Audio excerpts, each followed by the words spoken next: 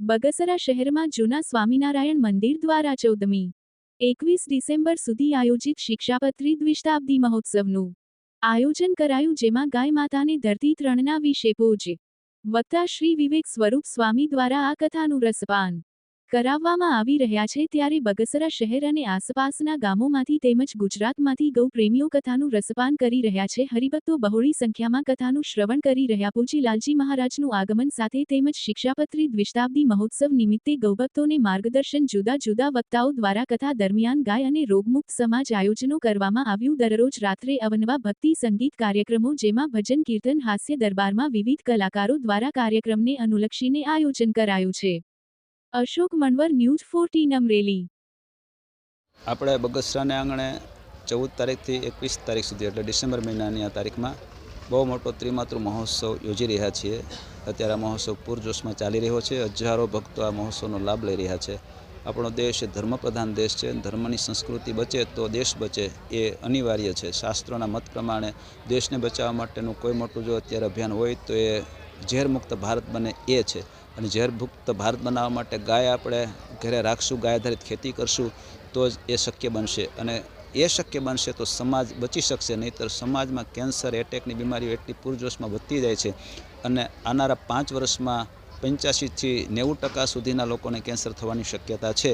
એવી ભયંકર બીમારીથી બચાવવા માટેનો એક અભિગમ પ્રયત્ન છે। આમાં સારો એ ખેડૂત સમાજ જોડાણો છે, તમામ હિન્દુ ધર્મના તમામ નેતાઓ આગેવાનો જોડાણા છે, તમામ ભક્તો જે ધર્મને વળગી રહ્યા છે એ બધા જોડાણા છે અને સાથે મળી અને આવો સહિયારો પ્રયત્ન થઈ રહ્યો છે। તો બગસરા અને બગસરા વિસ્તાર આ ઝેરમુક્ત અભિયાન માટેનું મોડેલ બને એવો અમારો જે કન્સેપ્ટ છે, એના કારણે આ ઉત્સવ આપણે ઉજવી રહ્યા છીએ। અસ્તુ, જય સ્વામિનારાયણ। શું કહેશો? 14થી 21 સુધી અત્યારે સપ્તાહ મહોત્સવનું આયોજન છે, કઈ રીતનો કાર્યક્રમ છે?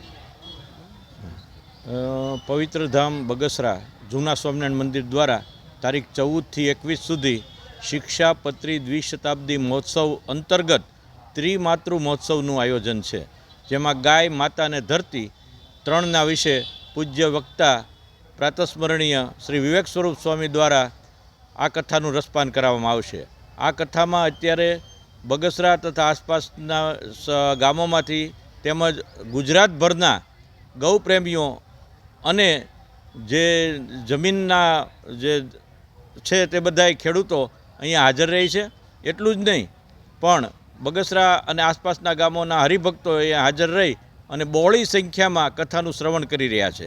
આજે પૂજ્ય લાલજી મહારાજનું અહીંયા આવવાના છે, એમના નિમિત્તે તેમજ શિક્ષાપત્રીના દ્વિશતાબ્દી મહોત્સવ નિમિત્તેના આયોજનમાં આજે વિશાળ સંખ્યામાં અહીંયા હરિભક્તો હાજર રહેલ છે।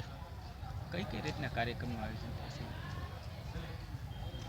અહીંયા દિવસ દરમિયાન કથા, ગૌભક્તોને માટે માર્ગદર્શન, જુદા જુદા વક્તાઓ દ્વારા અહીંયા કથા ઉપરાંત ગાય અને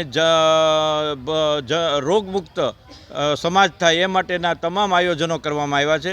રાત્રે સંગીતનો કાર્યક્રમ હોય છે, હાસ્ય કલાકારોને બોલાવીને એનો કાર્યક્રમ હોય છે અને દિવસ દરમિયાન વિવિધ કાર્યક્રમોનું આયોજન કરવામાં આવેલ છે।